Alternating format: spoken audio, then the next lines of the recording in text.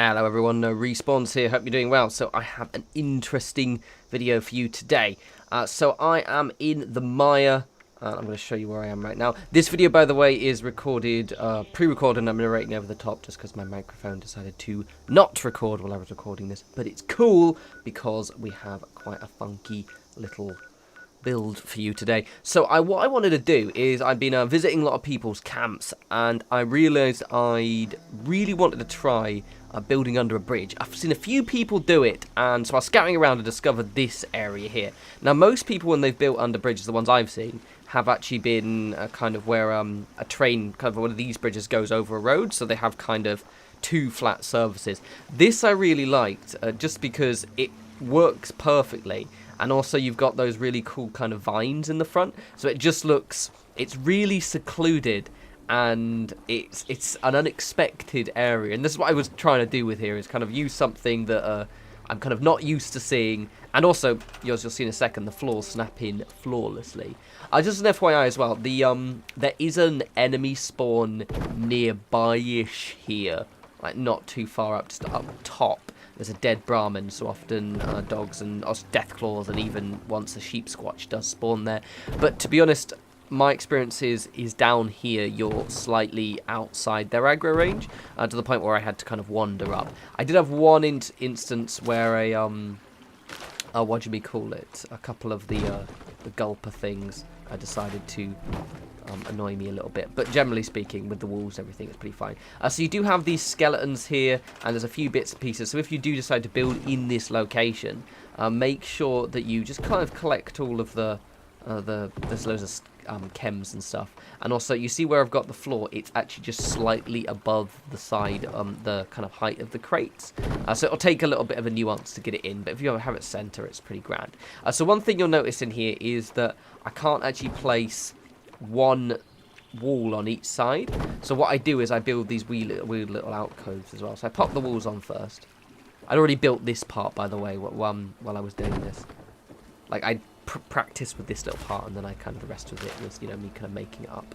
So you see right here, what I decided to do was go, okay, instead of having the walls off, I make these little alcoves, and there'll be turrets in there. Which, again, is really, really cool, because you've got those those plants kind of hanging down. It means that the turrets in the little alcoves are actually hidden, so it's quite a satisfying little area. I'm already like, it's annoying that the recording didn't work, because I'm just giggling to myself while watching this. I'm like, this looks so cool, and it does. So I'm just kind of jumping up here and kind of showing you the area. It's completely secluded as well, which is grand. So for example, if I don't have my vendor on, people just don't, well, I mean they do, but you kind of could easily miss my camp, which is the whole premise here, which is quite grand.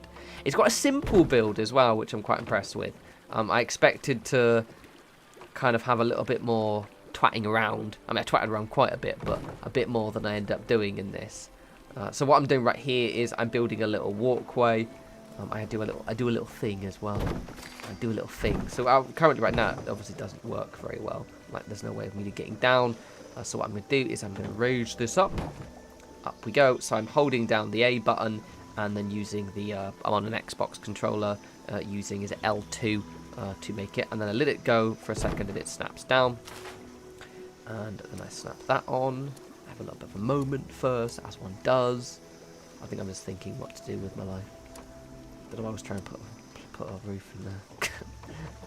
It's weird, I normally, when I was doing the Fallout 4 videos, would always narrate after I've recorded the footage, but I just haven't done it in for so long, I'm a little bit out of practice. It's fine. So then, this ramp slides in wonderfully.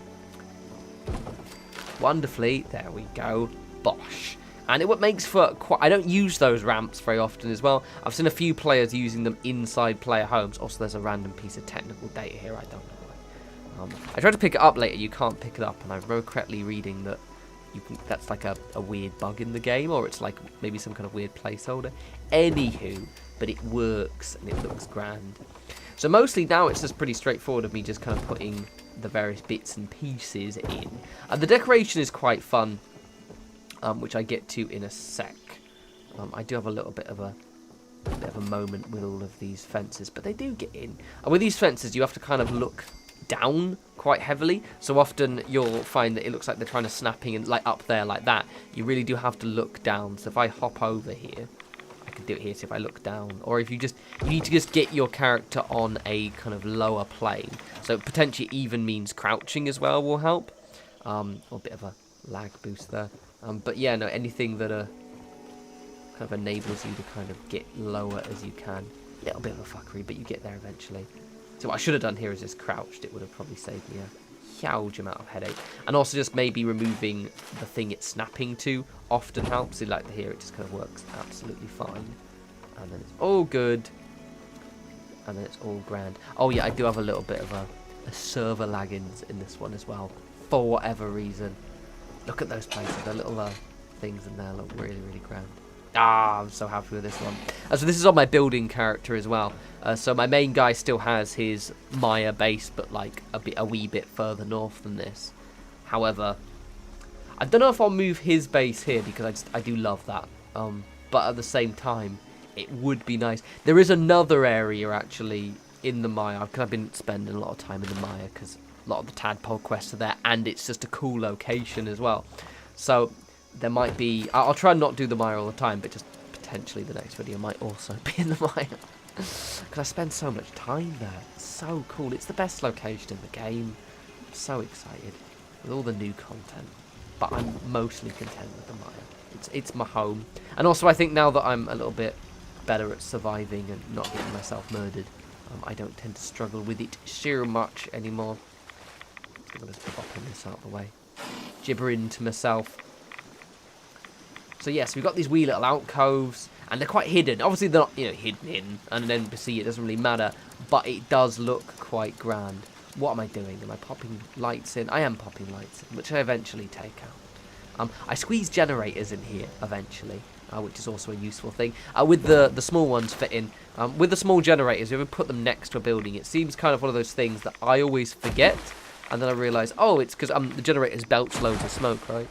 And I was like, oh no, I can't put the generator there because it belches smoke. If you just turn it around, it doesn't belch smoke inside the building. So, yeah, do that. It's one of those things that I've been doing for so long, it never occurred to me just to turn the damn thing round. And, yeah, then you don't have to worry. I did have a lot of fiddling around with this in the decoration. So this little part here, I was like, I wanted a back entrance as well. And I didn't know what to do. So, eventually, I kind of land on just, like, a little bit of a... you'll see it like a little kind of a ledge with a turret and like a light facing out. But I did try and, for example, put like a guard post on there and just loads of other stuff, but unfortunately the snapping just wasn't having it. So I basically just kind of fence off completely, and eventually I was going to put like a wee gate there, but the problem with those gates is one, it doesn't place half the time, but also they have like they open inwards, so if you snap them on they end up just opening into the foundation, which just looks really stupid, but it's fine. This area hasn't been attacked yet. Oh yeah, so I'm actually talking about this part in this video. So I've used the creation kit quite a lot. So I've actually used effectively the engine they've used to build this and Fallout 4. That little, and you'll see it again, I kind of highlight it while I jig my camera towards it. So that little bit of dirt you can see right there. So the way that is placed in the game is that dirt is actually placed on top of an actual piece of ground, effectively. So that means that's why the foundations are sinking into it. And you'll see when I do the decorated tour in a sec, it's kind of, unless you've used the creation kit, you don't realise how these certain elements interact with each other. But like, for example, all those little bits of dirt, like, it's kind of, if you were to go in the creation kit, you'd go in there and you'd be able to like delete the top layer of dirt, and it would be like a much smoother surface. But it also means that you can kind of sink things in. So here we go. So as you can see already, like, you can't see my camp at all. So it's really, really grand, which I love. I've obviously got it turned on. I've got the trader, so people will hopefully visit it and be like, ooh, it's all cool. This is me just meandering around. It's really difficult to remember what I was talking about. Oh yeah, I was going to show you the dog spawns and everything first. It's fine. It's alright. So there are dead dogs nearby that spawned and tried to nibble on my ankles. They were lovely. Yeah, here we go. So I'm going to wander over there now. It's fine. There we go. Doggo, see? But they spawn closer to the wee Brahmin. Anyway, pass, David. Can you hurry up to the tour, please? Thank you, dickhead. Honestly. It's alright, here we go. So I've got my wee ramp here. And it's all very nice. I like in the fact is that if I didn't have that thing vendor turned on, you'd probably be like, oh, I put radios there deliberately so it'll make a little bit of music as well.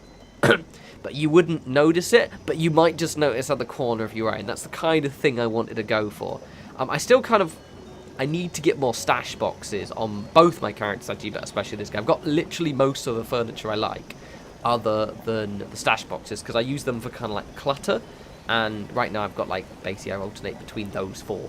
So I've got my weed turrets there, which I put on the yellow crates. Really useful thing to do, or you can use kind of any boxes. Let's pop inside. It's quite cool, it's quite cool. The edges were tricky, so I kind of made it look a little bit random, I guess. So it kind of looks a bit more like a Wastelander home, a bit kind of weird, maybe raiderish, rather than necessarily that kind of vault dweller crispness that we've been doing a lot. But I really like it, and I like the fact that it's so dark in here that no light gets in. So it's daylight and all wonderful and nice outside, but then you go on here and it's kind of dingy. So it looks the same as it does at night time too. And you see the way those edges there, so you see the way I've been able to sink in, I'm actually pointing at my screen right now, you see the way you'll be able to sink in those kind of totems in the side. So I couldn't put furniture in there just to the way it interacts with the surfaces, but I could put those totems, which is why I kind of like, it's like he's got these kind of piles of junk at the sides, which I quite like. It kind of suits that kind of scavenger, wastelander vibe, and I quite like this area as well. I might add a few bits and pieces. The reason I put that there's actually two turrets, so there's another alcove similar as the front.